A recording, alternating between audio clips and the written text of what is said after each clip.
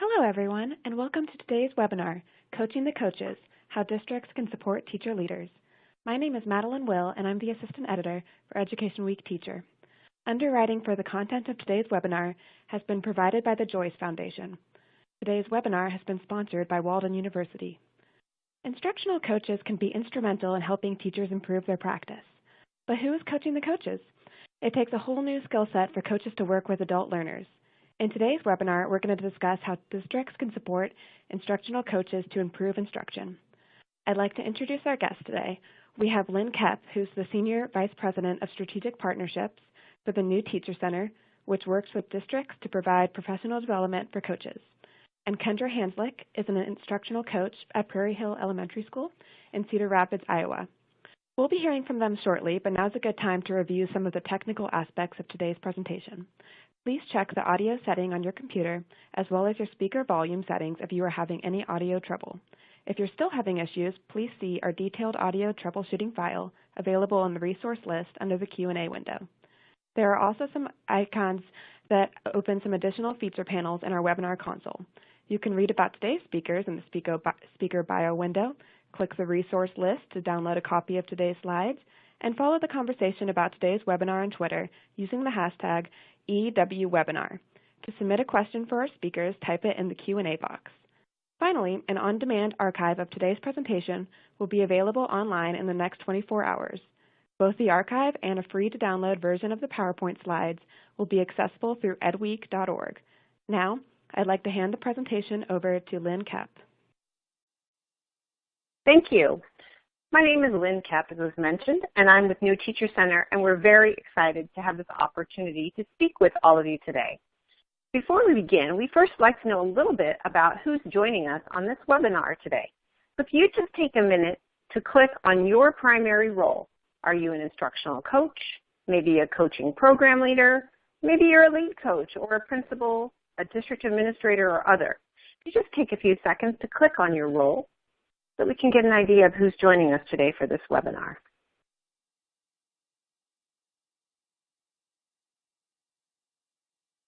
And while we're waiting for those, we'll show the results in just a minute. I'll just give you a teeny bit of background about myself. I was a high school science teacher for many years in the Los Angeles area, was a full-time mentor, directed a teacher education program, and now have the joy of working at New Teacher Center with many different partners all over the country and internationally. And we'll talk about that more in just a minute. So let's see who's with us today. Wow, so we have a high percentage of instructional coaches, some program leaders, some lead coaches, and some district administrators. And we want to also thank you in advance for all the questions people submitted prior to the webinar. We reviewed those, and we're hoping to address some of them, and if not, we'll have opportunities for you to ask follow-up questions. So the New Teacher Center has been around for more than 20 years in California, but as a national organization, next year will be our 20th anniversary.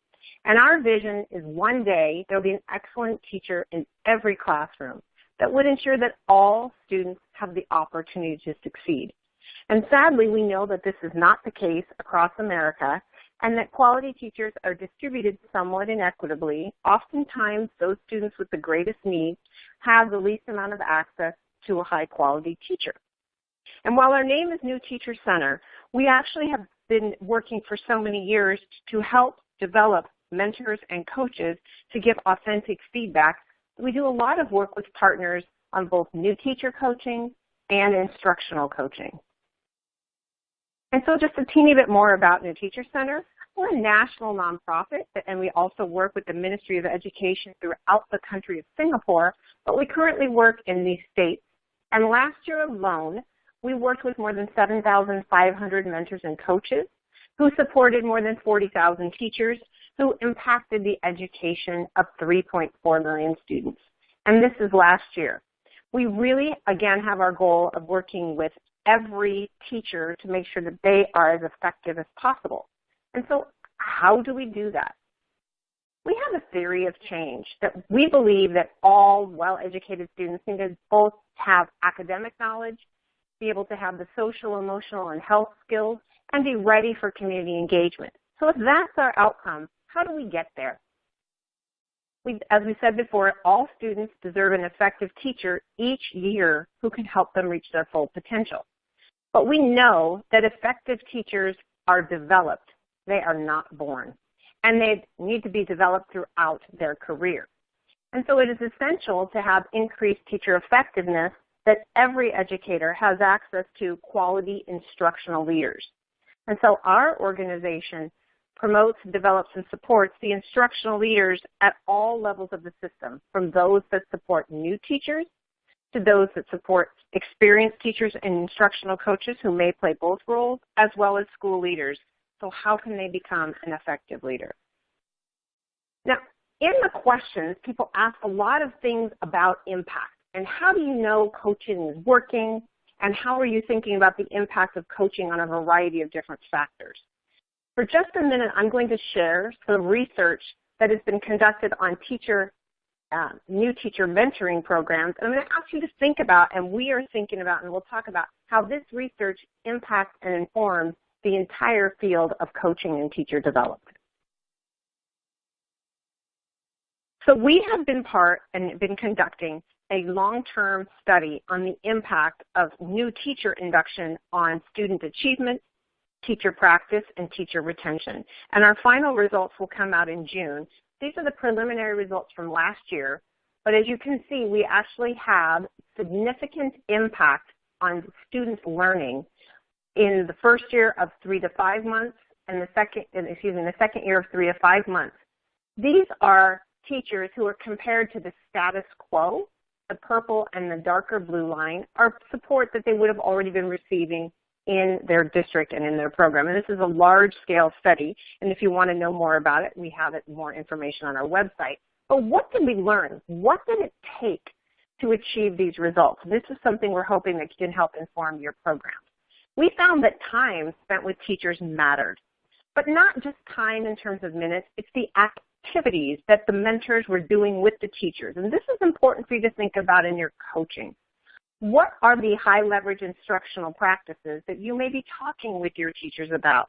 Are you doing a complete cycle of inquiry, thinking about lesson planning? Are you looking at the output of that work, student work? And are you getting into the classrooms to observe teacher practice and give feedback? These are key things that we found contributed to the outcomes that we stated, and they're informing our further research that we're conducting on instructional coaching programs, as well as different models of mentoring, and hoping to see what results we can replicate. Now we know, and teachers know, and have talked about, what is an ideal coaching experience?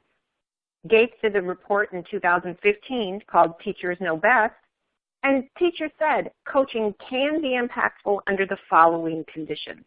When the coach knows what it's like to be in their shoes, has subject matter expertise, can provide specific feedback that can be applied to the classroom, and they are well trained at providing feedback. Now, many of you asked, and there's a large proportion of you who are instructional coaches, as we go around the country, the professional development, learning, and coaching that you experience is dramatically different. Some people are just given their role with very little or no professional learning, and other people participate in different types of activities. So I'd like you just to take a second to reflect back, to think. And if you have a minute, if you want to put it in the group chat, how do you support the development of your coaches if you're a program leader or as a coach? How did you develop your skills to work with adults and help improve their instruction? If you just want to take a second and put that in the chat, if you can.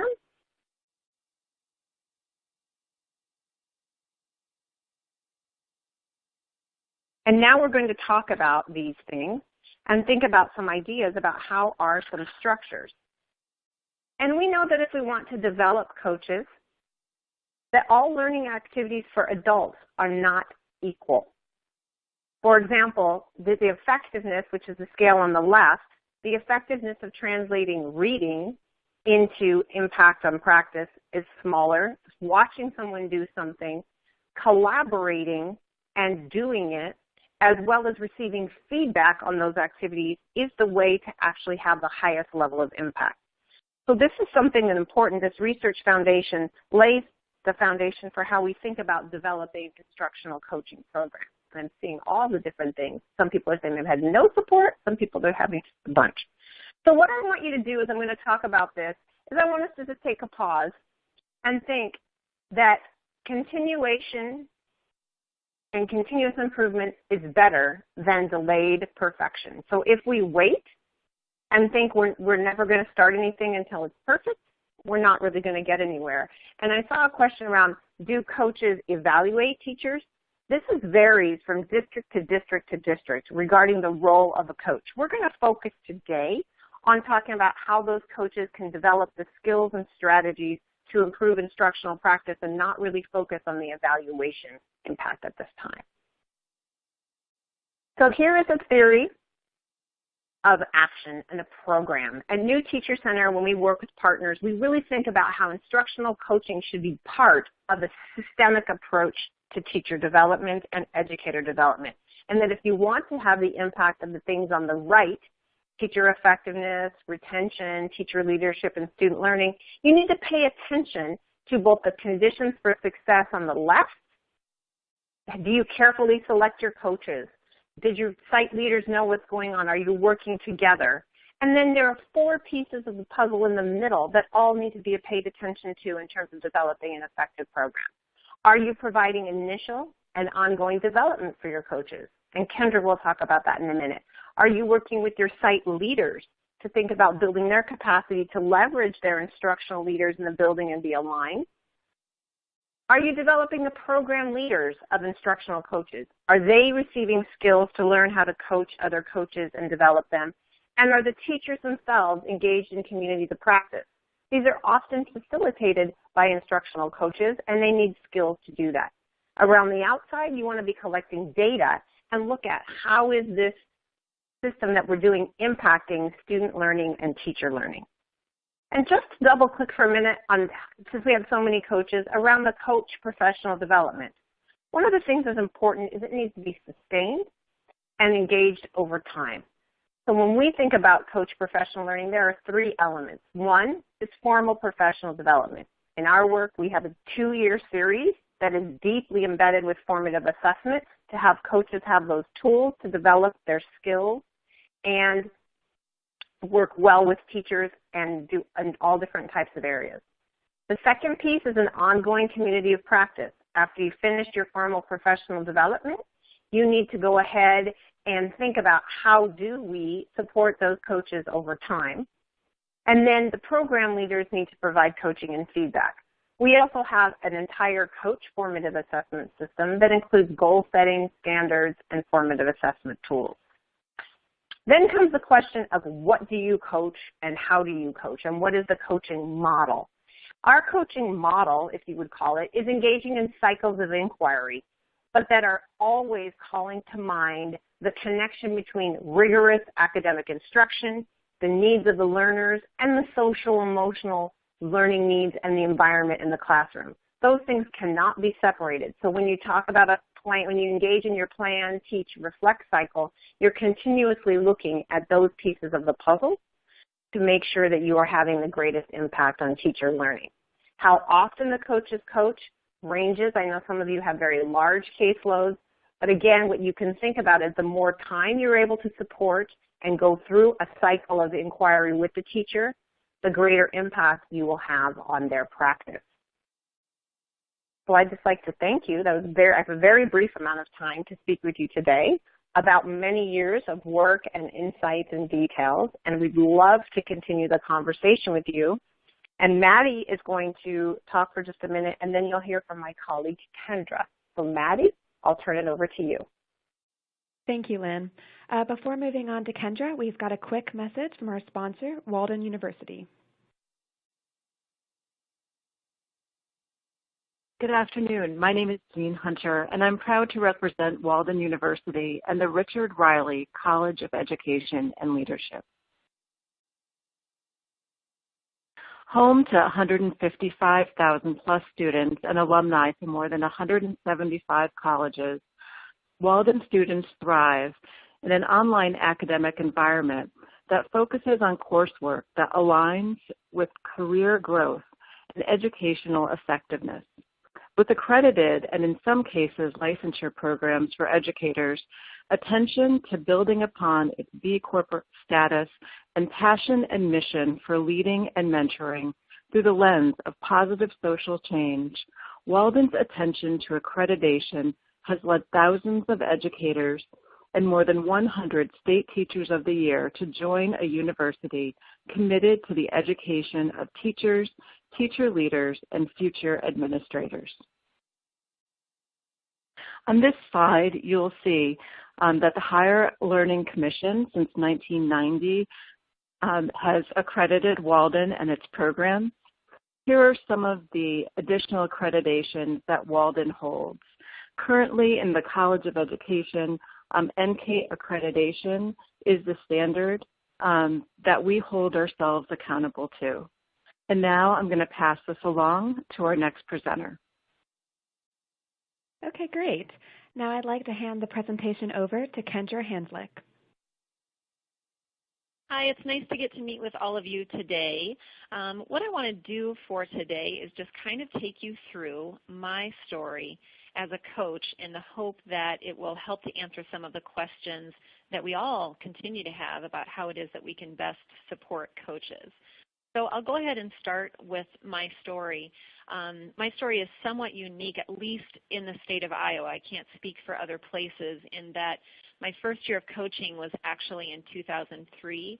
So at the time, I think our district, we sort of felt like an island, that we were beginning this really exciting process, but we didn't find that we had lots of other colleagues outside of our district who are engaging in that work yet. Excuse me, we have an announcement. I'm in an elementary building. Williams to the office. Dallas Williams to the office. At the time, we only had coaches in our elementary buildings, and that was actually probably partly because we didn't have any assistant or vice principals. However, we were never used as administrators, but we were just additional instructional leaders within the building. And we did have a district administrator who had other jobs as well, but one of her jobs was to support coaches. And I did find that to be very beneficial because really she was the person who gave us the systemic view that we probably wouldn't have had without her support. So this is actually, I believe, my 14th year. I'm just finishing up my 14th year as a coach. Presently, here within the last year or so, we joined the Iowa Teacher Leadership System, which kind of a lengthy system, but obviously it involves teacher leadership and coaching.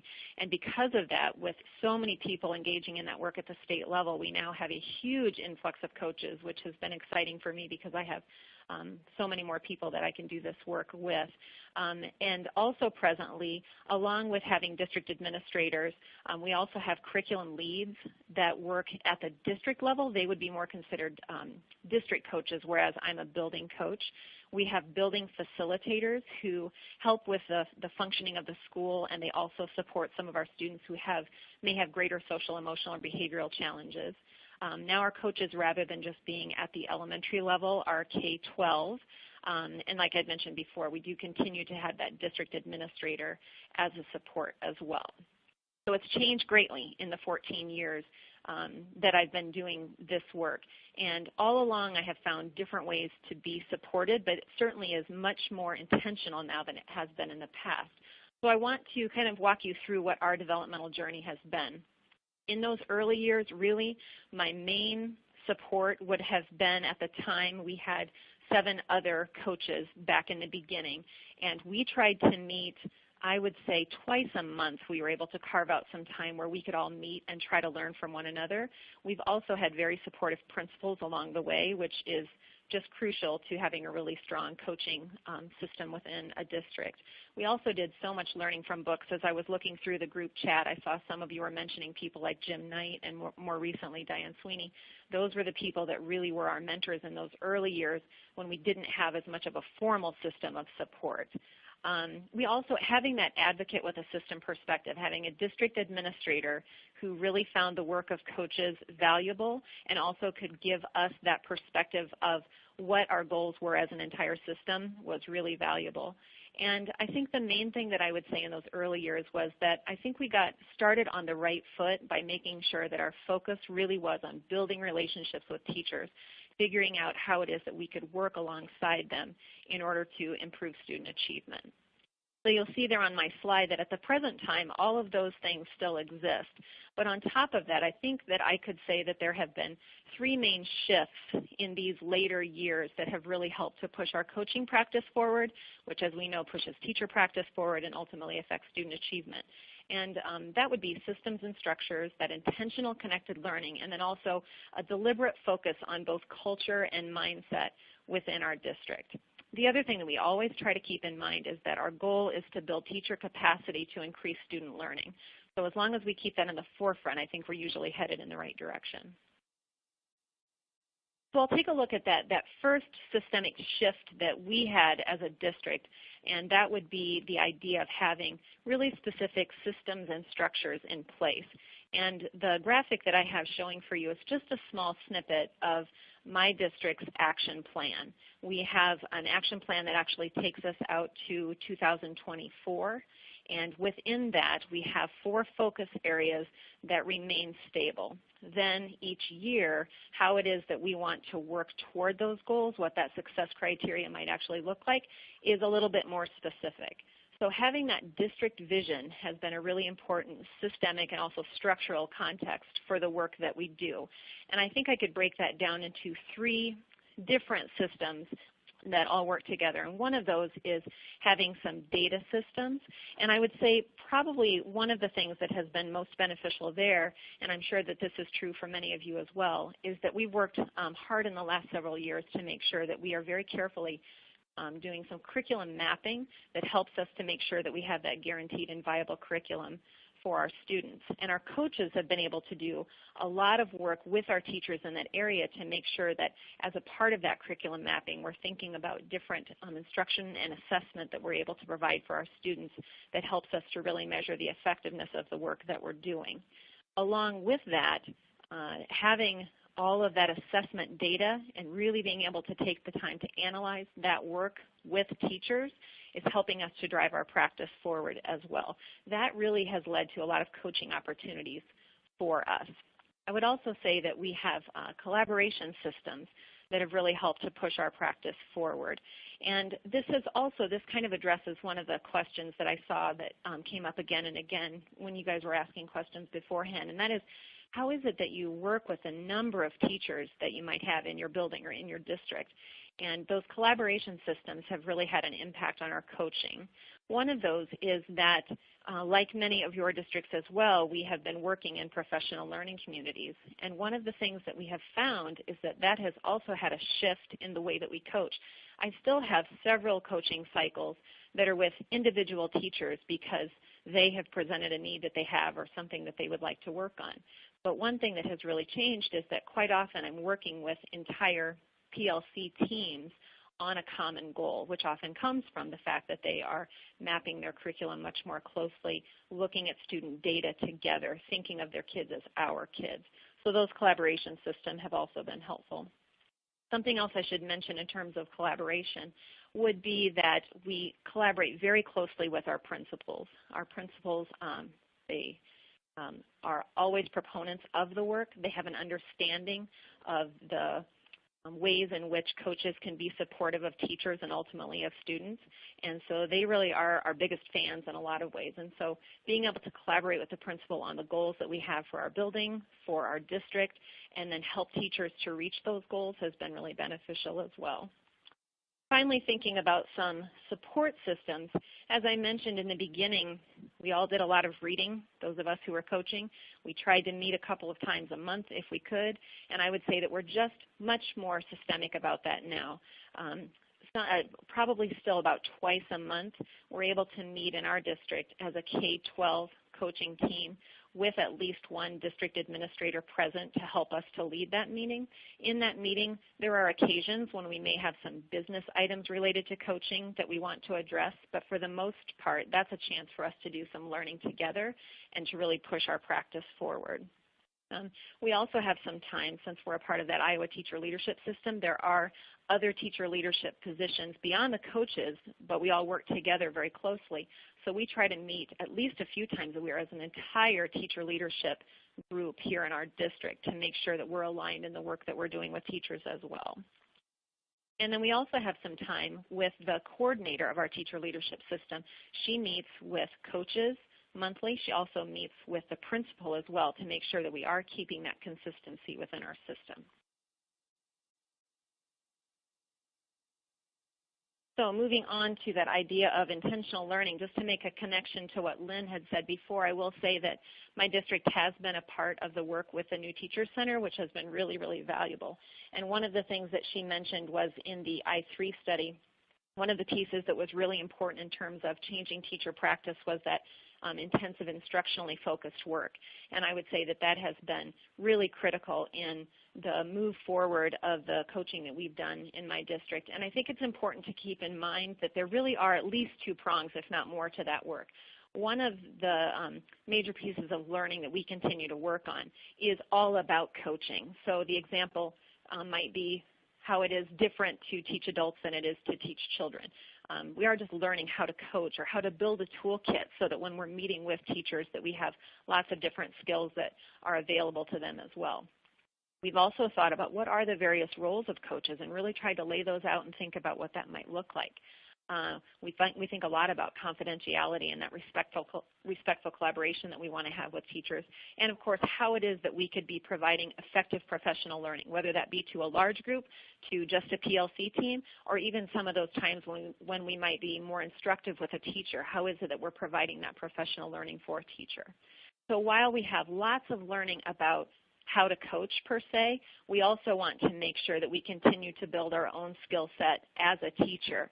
So we want to keep learning about quality instruction. We want to think about multi-tiered systems of support or response to intervention. We definitely want to keep thinking about curriculum and assessment and also what it is that our students need socially and emotionally. So those are two prongs that are really important. And at the same time, one of the things that I think is really important is that as a coach, I don't ever feel like it's my job to have all the answers. It really is more my job to make sure that I have questions that really help a teacher to move practice forward and to be willing to be with a teacher to do that work alongside them. So then the third piece that really pushed us forward is that idea of having an intentional focus on culture and also on mindset. And we really stick to the idea that everyone deserves a coach. I know that there were also some questions that were in the chat about whether or not all teachers should be mandated to work with a coach. The way that we have handled that in our district is that it is not mandatory that a teacher goes through formal coaching cycles with a coach. What is mandatory is learning, that in whatever form that might take as a teacher, we want to make sure that we all continue to keep learning, and at any time when it's beneficial to have a coach support a teacher in doing that work, that's a great way to do it. We do find that quite often, just as a part of our regular PLC meetings, we're just a really natural fit. Same thing happens with formal coaching cycles, especially with our newer teachers, but also with our veterans who are just wanting to continue with their tool set. So that is a culture and a mindset that has developed over time, and I think that part of that really is that we have continued that focus on relationships, and that we've also made sure that we have helped teachers to understand that we're going to build safety but also risk-taking through this process of coaching. And we want to make sure that we're fostering those reflective habits, because that makes such a difference for teachers to have that reflective mindset and be able to pass that on to their students and also to make instructional adjustments that will be most beneficial for their kids. And as I mentioned before, we want to make sure that we're keeping that driving force in mind, which is to build teacher capacity to increase student learning. That's something that we always want to keep in the forefront. So I was thinking about, almost off the top of my head, there are lots of resources out there if you look for them, different studies that are really valuable that have been done about best practices. But I wanted to think about in my own personal experience, what are those best practices for a successful coaching program? And here are just a few that I thought of. And one of those is that coaching needs to be the priority for the coach. There are other aspects of my job as well. In our district, coaches actually divide their time. 60% of our time is specific to coaching, and roughly 40% of our time is in what is considered student support. That doesn't necessarily mean that I'm pulling groups of students. I do spend a lot of my time in classrooms supporting students as well. But in that time when I'm coaching, I want to make sure that that's my priority. And it's very helpful when you have district administrators who understand the need for that work to remain at the forefront. Also, having that partnership with a principal, having a way that you can continue, keeping in mind confidentiality, of course, but you can continue to move the practice of teachers forward. You can keep those district and building goals at the forefront. It's really beneficial for a coach to have that strong partnership. And there are also some really great books and resources out there as well that principals and coaches could work through to help to make sure that they are aligned in their thinking. I also think it's very beneficial to really be looking at data both for coaches and teachers. I think at this point it's a given that we want to make sure that teachers are constantly looking at data and student work to make sure that they're making the best instructional decisions possible, but also to find ways to measure our effectiveness as coaches. And I have to say that our work with the New Teacher Center has been really beneficial in helping us to really take a look at how often are we meeting with teachers, what tools are we using with them, how is it that we're having an impact on the work that teachers are doing. Also continual learning, knowing for sure that we want to make sure that we are modeling what it means to continue to learn in our profession. With that, building the clear vision and priorities. And if that isn't something that is necessarily readily available in your district or in the system where you work, I think there are ways that coaches who are just beginning this work, who are in the infancy, can still make sure that they're building that clear vision and priorities for themselves. As I've been mentioning all along, just building capacity, remembering that that is the goal for teachers, but also how is it that you or your system can build capacity for coaches as well.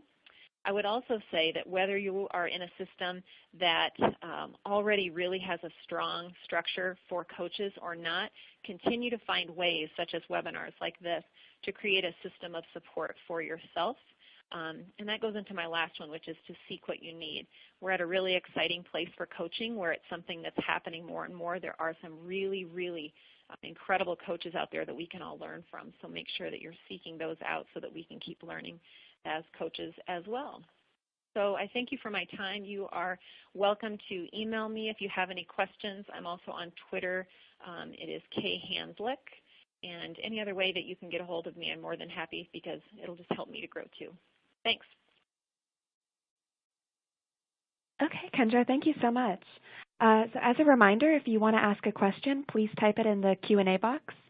We've gotten a lot of questions about getting buy-in from teachers, especially those who may be resistant, who may think that coaching is a negative sign, that they're not doing well, or just are reluctant to commit to a full coaching cycle because that is a lot of time.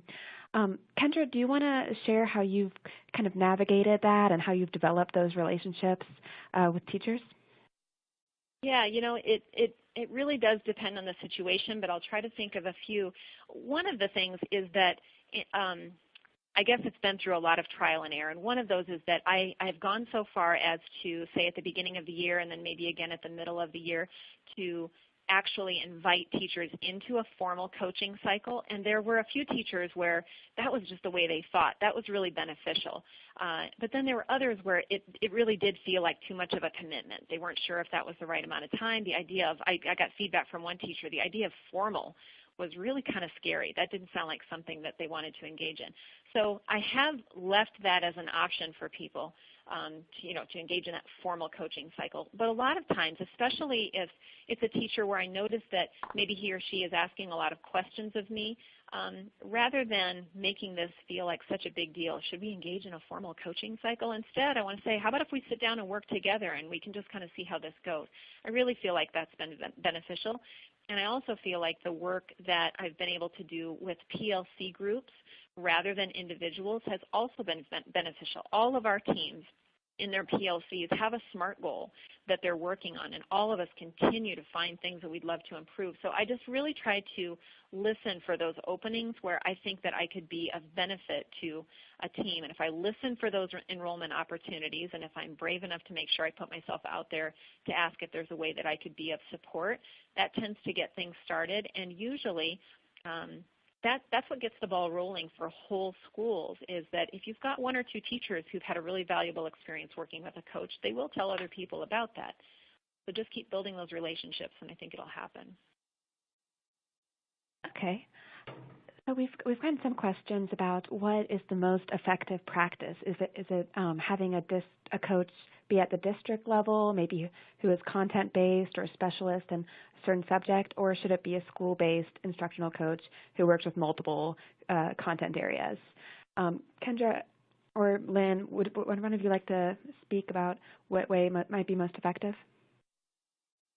Kendra, do you want to start, or do you want me to start? Go ahead, Kendra. You can start, Lynn, and I can pick up Oh, after okay, you. sure. So there's been a lot of questions about model, cycle, time, right? All these things kind of loop together. So when you think about, and how do you set up the structure? So you can have, the thing that you want to think about is what's the outcomes of your coaching program, and what are you trying to do with those things. So if you want to have, for example, if you're using your instructional coaches to improve literacy instruction across the district, you've maybe you're doing some adoption, you're working with some rigorous student standards, redesigning lessons, you would want to probably have a group of instructional coaches who are deep in their knowledge of literacy instruction, high quality educators, and then you develop the coaching skills that go with them. Some programs deploy them out across the schools. Some have them based at a site. But if you have one coach at a site, then that person would need to have expertise potentially in like literacy and math, or maybe the role changes. There's this question about, people said, well, then if I'm in my district, there's 2 of us and there's 190 teachers. This comes also down to what are the outcomes you're trying to achieve, and how, if that's your ratio, how can you engage these teachers? So one of the things that you can think about is to think about how can you engage them in professional learning communities. Someone asked what a PLC was. So professional learning communities, as the instructional coach, brings together groups of teachers, either grade level, subject area, and in groups facilitate some of this work through looking at instruction, planning, looking at student data. And so when we work with instructional coaches around the country, and this is a big difference between the new teacher coaching and instructional coaching, was instructional coaches are much more likely to convene groups of teachers together to support their development, and then try to get into the classrooms, which is the most desirable, to do in person and watching and observing. But we have other people who get creative where we use video, a special proprietary video platform so people can't, see the students and it's safe and protected, so that coaches who might not be able to get into the classrooms can watch video and give feedback.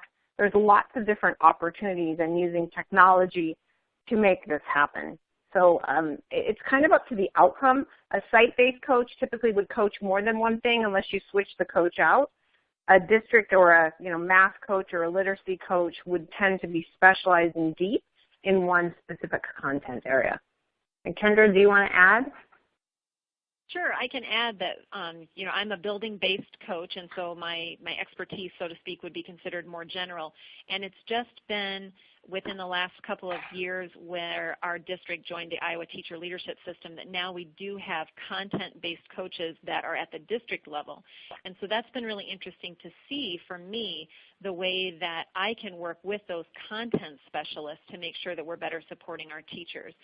So there's a definite benefit to having different perspectives. One thing I will say is that through some of our district work with our new teachers, there are times when I might, during a professional learning session on a particular day, I might be paired up with, say, a high school geometry teacher, which wouldn't necessarily be my area of expertise. But we have found that that can be really beneficial because of what I said before, which is it's not my job to have all the answers. It's my job to think about the types of questions that I can have that will help a teacher move practice forward. So if anyone is in a situation where you feel like, I don't know science well and I'm supposed to be working with a science teacher, I wouldn't shy away from that if that's the only option for you right now, because there are times when asking those really legitimate, real questions of a teacher because it's not your area of expertise can still be really beneficial for them as you coach. Yes, and that's where the coaching cycle, someone else asked, the cycle, so it's planned, like you're planning your lesson, you're teaching it, and you're looking at the data. You can enter in at any point in that cycle. And we know that sometimes when teachers are looking for feedback and support, it depends on the problem of practice and the entry point for where you start. Because someone else asked, like, what's the mindset? Does everyone, want to coach, and how does that work? Does the district say that? Does the teacher, or the teachers or the administrators? I think it comes from the site leader a lot of times and the district, but helping to build that idea that we all need to learn and develop, particularly as rigorous student standards are changing and the need to have this optimal learning environment in place. We found, and we actually have research that shows that in sites where we compared experienced teachers to new teachers at the start of the year, the level of practice was almost identical. So there's definitely room for support and development for all. And can you say again how long those coaching cycles typically last, and what is the appropriate amount of time to see improvement among teachers? Sure. So in the study I showed with the new teachers, to those results, that was spending about 180 minutes a month with the new teachers. Now that is a year-long experience to get those results. We are experimenting to figure out with instructional coaching what is the time ratio, what does that mean, and how long does the cycle take. But Kendra, you might be able to talk a little bit more about how much time do you typically spend with a teacher that you coach? It really is varied, and I was thinking as you were talking about this that I have some teachers right now that I have worked with, and this is unusual, that I've worked with for a good portion of, I'd say, at least the last whole semester, and we're meeting weekly along with times that I spend with them in the classroom, just because of the nature of the work that we were going to be doing. Most of the time, I would say a typical coaching cycle lasts roughly 4 to 6 weeks, and then I'm usually meeting with them at least 45 minutes for some sort of a coaching conversation, and then also trying to spend as much time as I can in their classroom as well. I will say one of the things that I found over time is that I feel like we get better results for the teacher but also for students if we tighten up that coaching cycle, if we're able to get through all of those pieces of planning, having the teacher instruct, taking a look at that student work. And the reason I say that is that I think what I found is when the coaching cycle drug out, so to speak, we weren't really connecting the work that we were doing with the student work and then being able to analyze that and make instruction. So I will say it's still pretty varied depending on the work that I'm doing, but I'm trying to be much more mindful of keeping that coaching cycle pretty tight. And one of the ways that I've really been able to do that, I will say Diane Sweeney's work has been probably most helpful for me with that idea of students at the center, is being really, really transparent with the teacher up front about these are some of the things that I think will help the practice, having the teacher share with me what the goals are, and then thinking about how we can pretty quickly start to see some results and make some changes to the practice. So we've had some questions about the appropriate level of administrative oversight for coaches and what are the best ways to evaluate the effectiveness of instructional coaching. It would be great to hear from both of you on this. Kendra, would you like to start? Sure. So, and I'm assuming, I make assumptions sometimes. I've been in this district for quite a while. I taught in 2 other states before, but I wasn't a coach.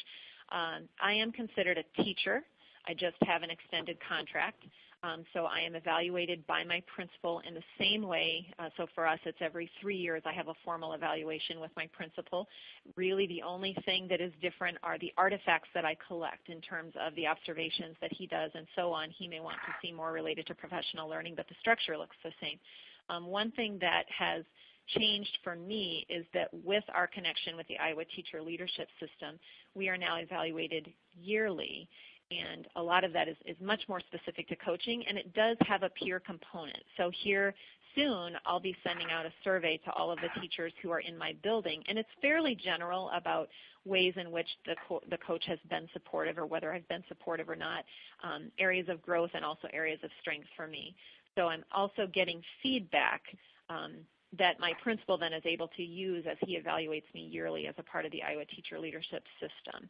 And I will say, too, I meet with my principal weekly. I feel like the ability for the two of us to collaborate is really important. A lot of that is around the business of school, about thinking about learning that we plan to do with teachers. But my principal happens to ask me quite often, how is coaching going? What is it that I can do to support you? What are some ways that you would like to improve in this area? So I think that there's kind of that ongoing idea of support along with that evaluation. Right. And for places where the coach might be district-based, typically they work out of an office of, curriculum and instruction or academics, and where they have a program leader who would be going out in the field coaching them, bringing them together, talking about their practice and assessing. And then it's that coach's role to make sure that they are connecting with the site leaders at all the different sites they attend to. And one of the key components, as we shared, of a program is to make sure that the site leaders are aware, engaged, and know what their role is in leveraging their coaches. Because this is a huge opportunity for the site leaders, because they cannot take the personal responsibility of developing all of the adults in their building. So how do they, as an instructional leader, work with those other adults in their building who have the capabilities and the skills to develop effective teachers? So this is where it's this, the whole system can be working together and the power can be tremendous, but we have to make sure that there's communication and collaboration and coordination. What doesn't work well is, I'm a district reading coach and I just show up at your building inside the office and go to work with 3 teachers. I don't ever talk to the principal. They don't know what's going on. That's where we're not going to see the greatest impact and support. So a lot of people have asked about coaching veteran teachers and how that differs from coaching new teachers, how you get veteran teachers on board. Lynn, would you like to start? Sure. So one of the things, it's a difference. In many places, new teachers are required, to have a mentor and to work with them. And so instructional coaches always say, well, yes, I could be able to get those results if my people were required to work with me. And working with veterans can sometimes be challenging, as Kendra said, that she invites people to do this. We work really hard to help coaches think about building trust, how they get to know the teachers, and how they look for entry points to get in there and to figure out how they can support those teachers. It also, though, needs to be clear, is it an expectation that teachers are coached? Is it voluntary? And how can you, one of the best things, even if it is voluntary, is to find 1 or 2 pioneers in a building who are well connected with that building, who you can go in and coach with, and have them, the best way is word of mouth, to say, oh my gosh, I went through this coaching cycle with Kendra. It really helped me to have someone else coming and looking at my practice, giving me feedback. It was really helpful. You guys should do this. So that's a couple different ways that we have both the word of mouth and the teachers, the administrator providing a supportive context and suggesting that all can develop through that. Sometimes those instructional coaches are asked to go support certain teachers who might be struggling. And that is a challenging situation, and particularly if the teacher is not feeling receptive to coaching. And we do a lot of work to help people think about, how do you deal with resistance? How do you really not think of it as resistance, but try to get underneath where that teacher is coming from, build a trusting relationship to see if you can provide support to go ahead and coach them. That's where the development and skills of coaching is quite nuanced, and it takes time to learn and practice all these different things. I could piggyback on what Lynn had said about finding that veteran teacher who is interested in working with you and then letting that spread by word of mouth. I've definitely found that to be true. I've gone so far as to think about those teachers who really have high instructional practices, and as well as a teacher who has really high and positive leverage within a building, and really try to focus in on maybe that teacher. That really can make a big difference for you. So that is one thing I've done. Another is that I have, and I don't mean this at all in a coercive way, I mean it in a real way. I've legitimately gone to a teacher and said, for example, I would really love to learn more about how we could be using reciprocal teaching in math. Would you mind partnering with me and thinking about how we could do that in your classroom?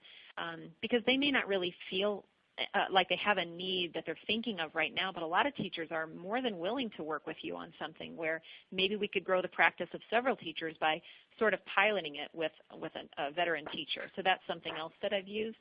Something else that it comes to relationships that I think is really important is that it's just really important to make sure that you're as visible as possible in the school, that you're in classrooms in a way that's comfortable for teachers as much as possible. We happen to have just a real open door policy where I am, where both teachers and kids are just used to people being in and out of the rooms, which is really beneficial. And I think it's really important to try to balance that coaching piece with also a service that we can provide for teachers. You know, there are times when I have a little bit of time that I'm able to just walk through classrooms, and a teacher might say to me, you know, would you mind working with the student for a minute? This is a concept they're just not getting.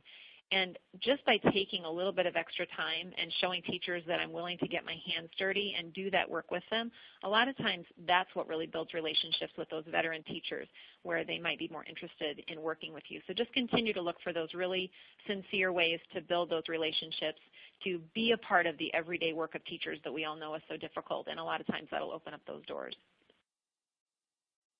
So what are some of the best practices around fostering the partnership between the principal and the coach? Kendra, could you speak to that? Yeah, one of the things I guess that I feel like I need to plug a book, and I cannot think of the name of the book right now, but it was written by Hall and Cimarol, and I believe it was Building Teachers' Capacity for Success. I think that's what it was. I've been lucky enough to work with the same principal for quite some time now. We've actually been in 2 schools together. And that was a book that we read, and it really opens up good conversation. So whether you use that book or something else, I think that it's really beneficial to sit down and have some conversations about what is important in terms of the professional learning goals of a school, but also what does coaching look like here where we work, and really trying to come to terms with that as a team. I think that those ongoing conversations are really critical. When I talk with coaches from other places who are struggling with their work, oftentimes it's either because the coach and principal just don't have the opportunity to meet, or they seem to be on 2 separate paths about what coaching could look like in a building. So, you know, finding a way, finding a resource, finding that time to sit down and meet together is so important. Even though it takes us away from coaching per se, it takes us away from the classroom, it's time well spent to make sure that a principal and a coach are on the same page about the work. Right, and we actually believe very formally in having a coach administrator kind of check in, even with a tool and a process to guide the conversation to start from strengths, and so that coach makes sure, particularly if you're coming from district to the principal, you know, to that site, but also if you're there on site, that their regular coordination, communication, and check-in is just essentially important. So unfortunately, we're almost out of time, but I wanted to give you both a minute to maybe share resources that are helpful to you that the audience might find useful. Kendra, would you like to start? Sure. I am a real book nerd, so I've got all kinds of books. And some of those that I've mentioned, some that I haven't mentioned. One that we studied actually as a K-12 coaching team in my district was Aguilar's newest book about the art of coaching teams. We read The Art of Coaching last year.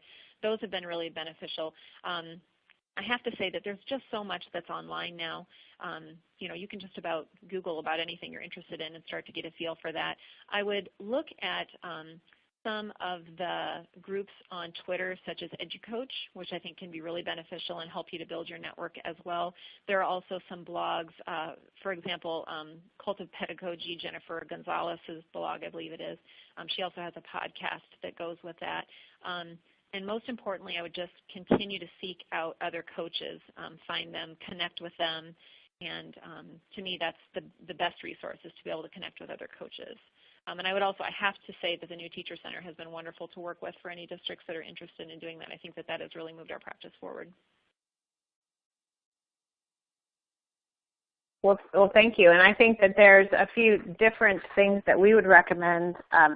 Number one, you know, we really think about different types of educational resources and how do we support people. We work a lot with Achieve the Core and Student Achievement Partners to also make sure that we're using their resources to help develop our coaching practice in our professional learning, and for coaches outside to really think about rigorous instruction. What does that look like, and how can you have some outside content to help you think about that. We also work a great deal with the CASEL, C-A-S-E-L, I think, Foundation, who's talking about social emotional learning, so that you have these kind of core foundational knowledge bases that you're taking into your coaching.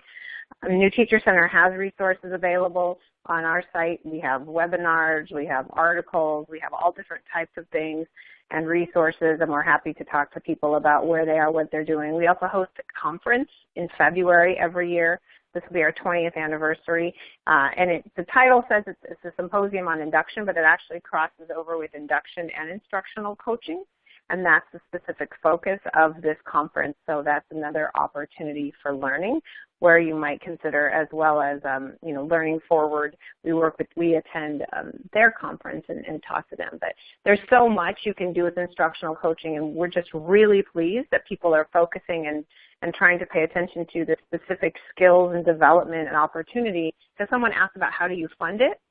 One of our biggest concerns is if we're not thinking carefully about how that instructional coach is actually getting into classrooms and demonstrating their time to support teachers in effective ways, that it will become something that people will say, well, we did it and it didn't have any impact.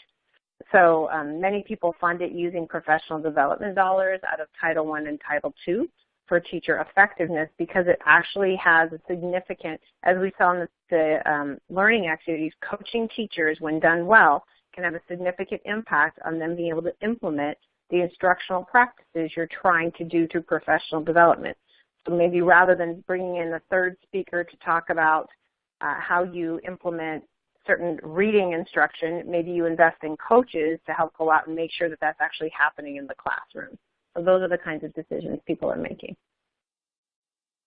Great. Well, unfortunately, that's all the time we have left for questions, but we have a quick message from our sponsor, Walden University. As we continue to look at Walden University, I want to share some areas of study that go beyond education. We have a fabulous nursing department that could support school nurses within your district. Within psychology and counseling, your school counselors can earn their master's degree at Walden University. There are also degrees in public health and health sciences, public policy and administration, social work, and human services. Business management, communications and media, criminal justice and emergency management, and my favorite, the Richard Riley College of Education and Leadership and our education programs. I'd like to briefly discuss some things here within our College of Education. Some of the specializations include areas where we know that there are focus right now within many K-12 settings in education. Some of those include special education, ELL, reading and literacy, STEM, and educational administration and leadership. The Richard Riley College of Education and Leadership is named for the former U.S. Secretary of Education. Walden University is accredited by the National Council for Accreditation of Teacher Education, the standard of excellence in the profession of P-12 education. Our early childhood programs were developed to reflect the professional guidelines set by the National Association for the Education of Young Children. The school of choice for far more than 100 state teachers of the year, combines theory and practice to increase student learning. In addition, simulations are just one of the innovations you'll find at Walden that enhances learning and the whole overall experience for educators. K-12 programs of study include PhDs, Doctor of Education and Education Specialists, MS in Early Childhood Studies, both course-based and competency-based, our MS Ed programs, MS in Education Accelerated programs, which combine a series of self-directed, self-paced courses with traditional courses that you find in our other programs. Our MS in Higher Ed, our Masters of Art in Teaching, which leads to teacher licensure, BS in Elementary Education, another fabulous teacher licensure program, and more than 30 education certificate programs.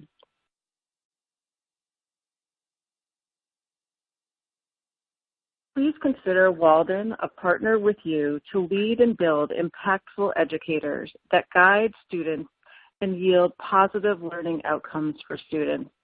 Additional education information on education programs can be found at waldenu.edu/education. Please enjoy the short video that illustrates a little bit more about the Walden University experience.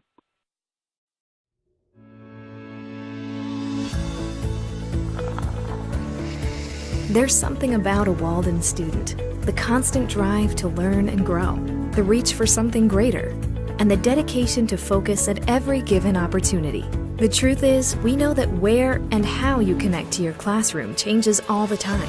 That's why we make ours so easy to use. The instant you sign in to the My Walden student portal, you're entering a robust, yet easy to navigate learning environment. It's where you'll find all the resources you need, from class registration and billing to a thriving community, including fellow students, staff, alumni, and your academic advisor, all there to support and motivate you.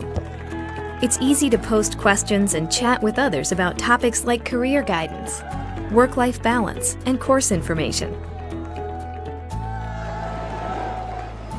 Before class, you can download syllabi, order books and materials, put together a schedule, complete orientation, and set up an appointment with your academic advisor. And remember, if your program requires a face-to-face residency, we're happy to help you register for it as soon as you begin your program.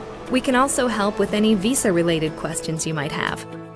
Once class is in session, you'll work through the material at your convenience. Clear week-by-week deadlines let you study with an ideal mix of flexibility and structure. The best part? Your classmates and instructors are right there with you, providing support every step of the way. When you reach your full potential through everything Walden University has to offer, the results speak for themselves. Walden University, a higher degree, a higher purpose.